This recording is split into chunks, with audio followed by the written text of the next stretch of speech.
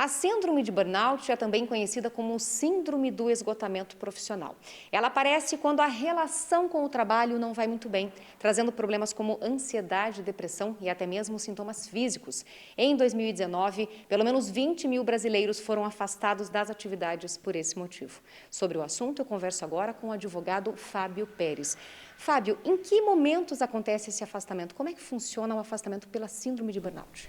O trabalhador, assim que ele começa a perceber os primeiros sintomas, que são muito parecidos com sintomas de depressão, de ansiedade, falta de sono, falta de apetite, o trabalhador precisa procurar uma ajuda médica.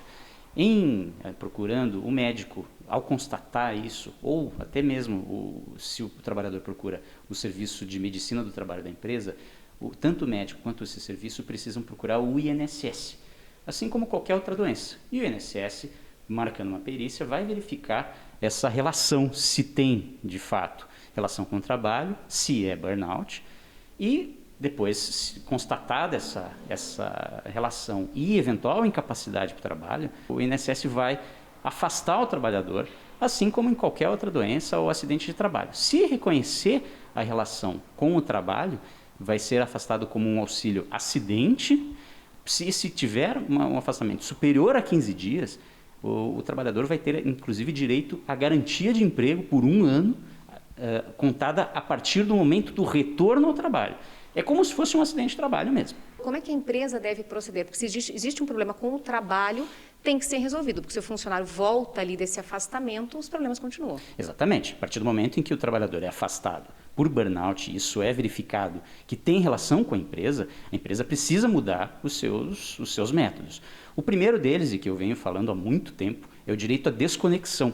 Ou seja, é o trabalhador não ser ativado fora de horário de trabalho por meio, principalmente, do telefone celular, aplicativos de mensagem, qualquer outra forma de comunicação que possibilite ao trabalhador gozar de seu descanso normalmente. Ou seja, assim que terminar o horário de trabalho, o trabalhador ele não pode mais sofrer, a não ser em casos de grande urgência, de grande relevância, sofrer qualquer tipo de pedido de trabalho, ativação de trabalho. Esse eu acho que é o primeiro ponto. O segundo é a própria empresa reconhecer que os seus métodos estão equivocados, eles precisam ser revistos de alguma forma.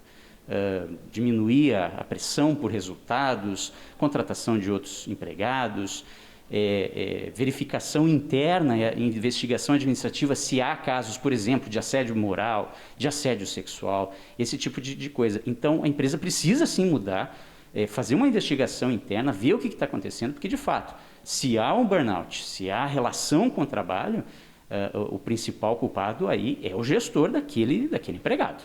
Perfeito. Fábio, muito obrigada pelas informações. De Curitiba, Fabiana Vantucci, para a TV Evangelizar.